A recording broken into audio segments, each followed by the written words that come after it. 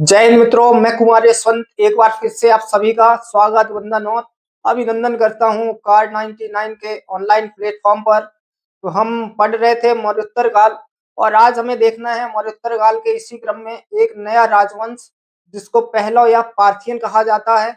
बहुत छोटा टॉपिक है, अभी समाप्त हो जाएगा 5 से 6 मिनट में। और इसके पश्चात देखेंगे कुषाण वंश। कुषाण वंश ये वही वंश है जिससे कनिष्क ताल्लुक रखते हैं। तो हम देखें पहलो या पार्थियन वंश के संबंध में। तो पहलो मूलतः ईरान के निवासी थे और ईरान के पश्चात इन्होंने मध्य एशिया में अपने साम्राज्य का विस्तार किया। और मध्य एशिया में जो संस्थापक हुए हैं पहलो वंश के, तो वो मिथ्रेडेट्स नाम का व्यक्ति था।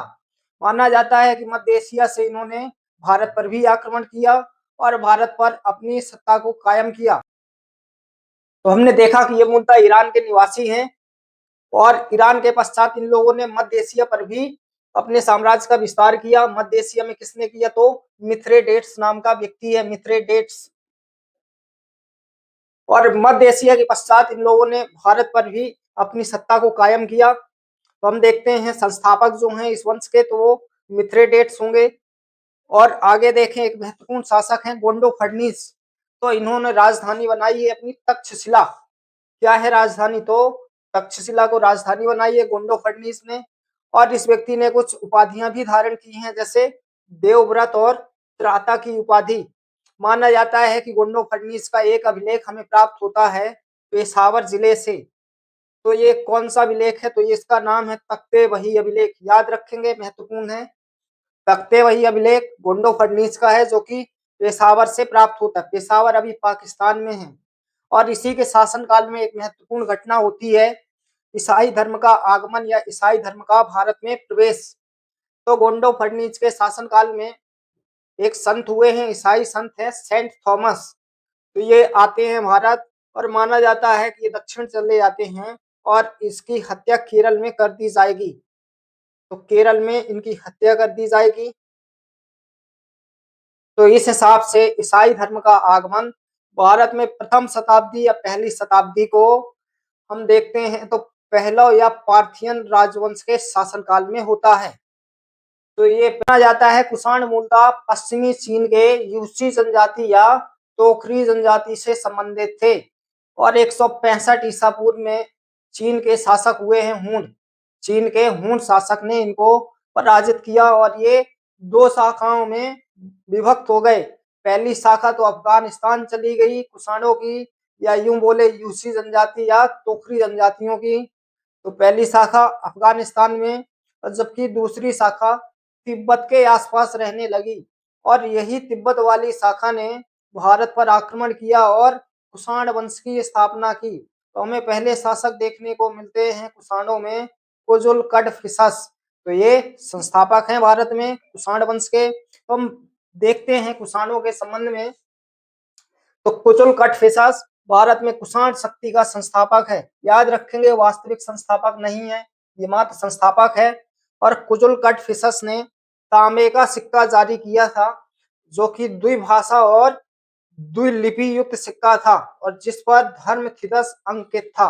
क्या अंकित था? तो धर्मथिदस। तो इस शब्द से अनुमान लगाया जा सकता है कि इसका जो झुकाव हुआ होगा तो वह बौद्ध धर्म की ओर रहा होगा, धर्मथिदस। तो कुजुल कड़फिसस ने तांबे के सिक्के जारी किए और द्विभाषा और द्विलिपि युक्त सिक्के थे, जिसमें धर्मथिदस अंकित किया गया था। और हर्मियस की आकृति व रोमन सम्राट अगस्त की आकृति भी इसके सिक्कों में देखने को मिलती है। क्या है? रोमन सम्राट अगस्त की आकृति और हर्मियस की आकृति भी इसके सिक्कों में देखने को मिलती है। संभवतः इसने कुछ समय इन्हीं के अधीन शासन किया होगा। हर्मियस कौन है? तो ये शक शासक हैं। तो इससे अनुमान लगाया जा सकता है कि कुजुल कड़फिसस हर्मियस के अधीन कुछ वर्षों तक शासन किया होगा। और आगे जो नेक्स्ट शासक देखना है हमें, कुजुल कड़फिसस।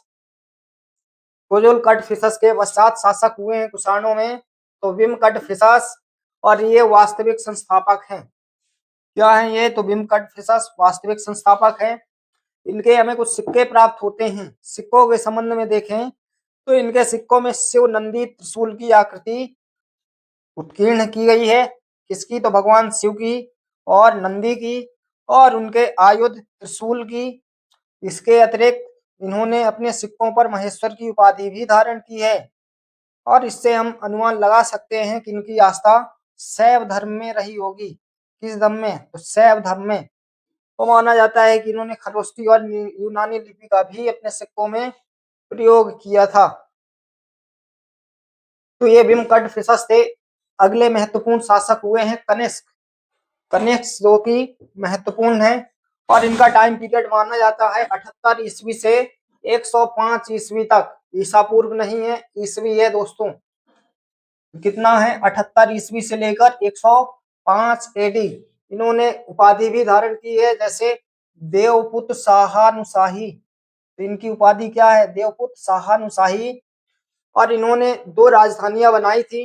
पहली राजधानी तो पुरुषपुर है, क्या है, पुरुषपुर। तो ये पेशावर में थी, पेशावर।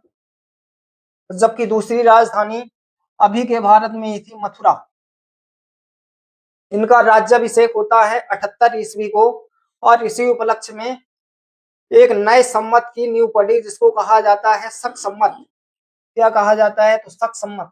सम्मत के संबंध में ध्यान देंगे तो 57 ईसा पूर्व में, 57 में मालव सम्मत या विक्रम सम्मत, और जबकि 78 ईस्वी में शक सम्मत, और 248-49 ईस्वी में हमने देखा 248-49 में कलचुरी चेदी सम्मत था। और आगे हम पढ़ेंगे 622 में हिजरी या हिजरत सम्मत। आगे देखेंगे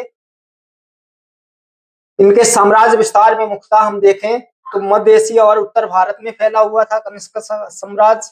कहां पर, तो मध्य एशिया और उत्तर भारत में। इनके संबंध में एक युद्ध देखने को मिलता है। माना जाता है कि कनिष्क का युद्ध होता है पांचाल से। और ये पांचाल कौन है, तो चीन के हान वंशी शासक थे, होन्ती। ऐसा नाम है अजीब, होन्ती। और ये किस वंश से संबंधित है, तो हान वंश से। तो चीन में हान वंशी शासक हुए हैं होन्ती, और होन्ती का सेनापति था पांचाल। तो पांचाल से इनका युद्ध होता है। माना जाता है कि पहले तो कनिष्क पांचाल से पराजित होते हैं और बाद में कनिष्क ने भी पांचाल को पराजित किया। तो ये याद रखेंगे, पांचाल से संघर्ष कनिष्क का। और आगे हम देखें तो एक ग्रंथ है धर्मपिटक निदान। क्या है, तो धर्मपिटक निदान। इससे हमें जानकारी प्राप्त होती है कि कनिष्क ने पाटलिपुत्र पर आक्रमण किया और आक्रमण करके अश्वघोष और गौतम बुद्ध का भिक्षा पात्र प्राप्त किया। क्या प्राप्त किया, भिक्षा पात्र, जिसमें भिक्षा लेते थे। इसके अतिरिक्त इसने पाटलिपुत्र से अद्भुत मुर्गा भी प्राप्त किया था। आगे देखें बौद्ध धर्म के संबंध में, तो माना जाता है कि अश्वघोष के प्रभाव में आकर ही इन्होंने बौद्ध धर्म को ग्रहण किया था। और इन्हीं के शासन काल में चतुर्थ बौद्ध संगति का आयोजन होता है।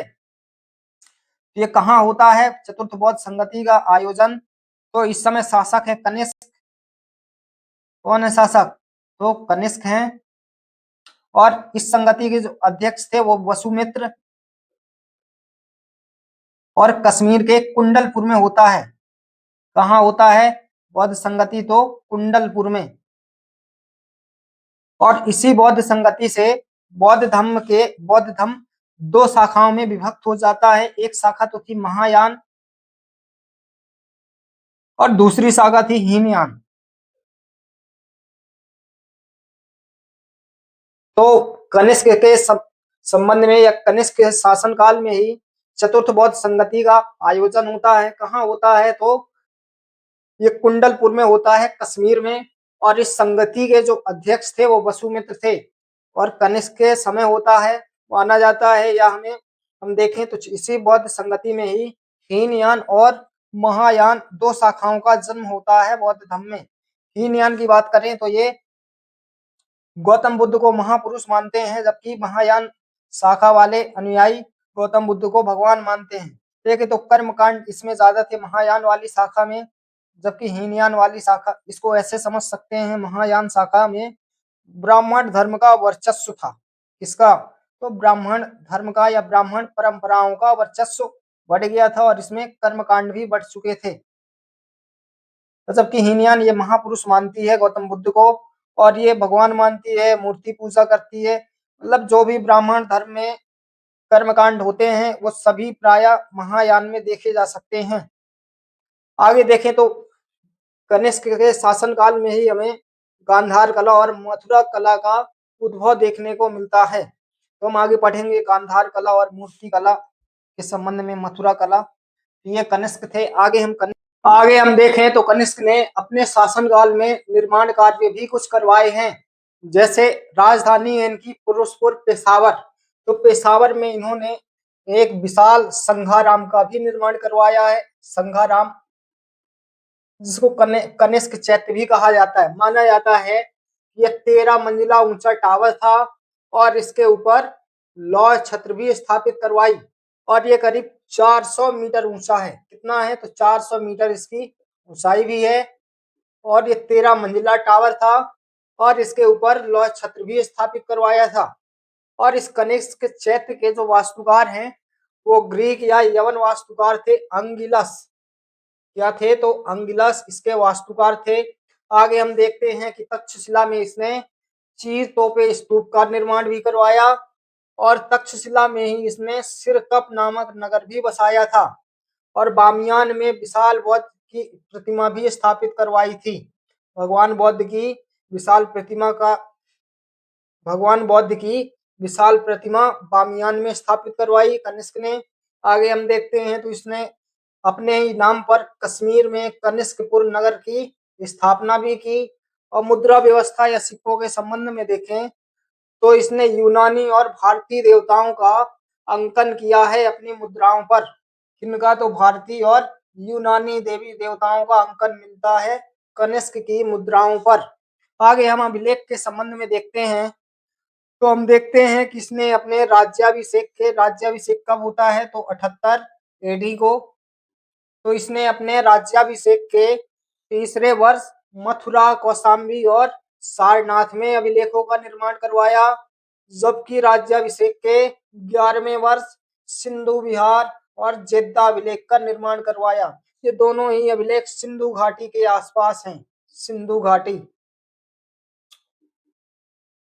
आगे अपने राज्याभिषेक के 22वें वर्ष में सांची में और 23वें वर्ष में मथुरा में अभिलेखों का निर्माण करवाता है और 18वें वर्ष में माणिक्यात में, जो कि महत्वपूर्ण अभिलेख था। इसका सबसे अधिक महत्वपूर्ण अभिलेख होता है कनिष्क का रेवा तक अभिलेख, जो कि अफगानिस्तान से प्राप्त होता है। कहां से तो अफगानिस्तान से प्राप्त होता है रेवा तक अभिलेख। और इस अभिलेख में उल्लेख मिलता है कि कनिष्क विमकड़फिसेस का पुत्र है, विमकड़फिसेस का पुत्र है। और ये भी उल्लेख मिलता है कि इसने द्विभाषा और द्विलिपि लेख युक्त सिक्कों पर प्रतिबंध लगा दिया। द्विभाषा और द्विलिपि युक्त सिक्कों पर इसने प्रतिबंध लगा दिया। और हम देखते हैं कि द्विभाषा और द्विलिपि युक्त सर्वप्रथम सिक्के यवनों ने जारी किए थे। किसने तो यवनों ने, और जबकि कनिष्क ने इस पर प्रतिबंध लगा दिया द्विभाषा और द्विलिपि युक्त सिक्कों में। ऐसी जानकारी हमें रेवा तक अभिलेख से प्राप्त होती है। देखते हैं तो कनिष्क ने कुछ विद्वानों को भी अपने राज्य में संरक्षण दिया, जैसे 9 विद्वान रहते थे इसके दरबार में। हम महत्वपूर्ण विद्वानों के बारे में देखेंगे। पहले हैं चरक, जो कि ये राजवैद्य थे या बोल सकते हैं ये चिकित्सक थे कुषाण कनिष्क के दरबार में। आगे हम देखते हैं तो संरक्षक, ये भी इनके 9 विद्वानों में से एक था, जो कि पुरोहित या प्रधानमंत्री था, प्रधानमंत्री भी बोल सकते हैं। आगे नागार्जुन सुनवात के जनक, ये भी इसके दरबार में थे। आगे यश घोष, वसुमित्र, पार्स, मथर। मथर दोस्तों इसका राजमंत्री हुआ करता था। हम देखें तो नागार्जुन, पार्स, वसुमित्र और अश्वघोष, ये चारों ही बौद्ध विद्वान थे। क्या थे? ये बौद्ध मतावलंबी थे, ये चारों लोग। आगे हम देखते हैं तो इसके दरबार में ग्रीक का एक इंजीनियर भी रहता था, जिसका नाम हमें एजिसिलाओस प्राप्त होता है। तो याद रखेंगे, इंजीनियर भी था इसके दरबार में, एक ग्रीक इंजीनियर था एजिसिलाओस। और हम देखते हैं कि कनिष्क के पश्चात हुविस्क के शासक हुए हैं और इन्होंने भी अपने नाम पर कश्मीर में हुविस्क नगर की स्थापना की। और इनके सिक्कों पर हमें हरिहर उमा, पाशुपति शिव और चतुर्भुज विष्णु का अंकन देखने को मिलता है। क्या मिलता है? तो इसने अपने सिक्कों में तो हरिहर, उमा, पाशुपति, चतुर्भुज विष्णु का अंकन किया है अपने सिक्कों पर। आगे कनिष्क के पश्चात कनिष्क द्वितीय शासक हुए हैं, जिन्होंने संभवतः रोमन राजाओं की उपाधि जैसे सीजर और कैसर को धारण किया। इसके पश्चात वासुदेव हुए हैं, अंतिम महान कुषाण शासक थे। अब वासुदेव के पश्चात हम देखते हैं कि कुषाणों का पतन प्रारंभ हो जाता है और कुषाणों के पश्चात ईरान में तो ससानी वंश ने शासन किया, और किंतु भारत में नाग आभीर वंश की स्थापना होती है। क्या होती है? तो नाग आभीर वंश की स्थापना होती है कुषाणों के पश्चात। हम कुषाण वंश कल हम देखेंगे मौर्योत्तर काल में सामाजिक, आर्थिक और राजनीतिक व्यवस्था के संबंध में। तो मिलते हैं कल नेक्स्ट वीडियो के साथ। बने रहिएगा उपकार 99 के यूट्यूब चैनल पर। तो जय हिंद दोस्तों, मिलते हैं।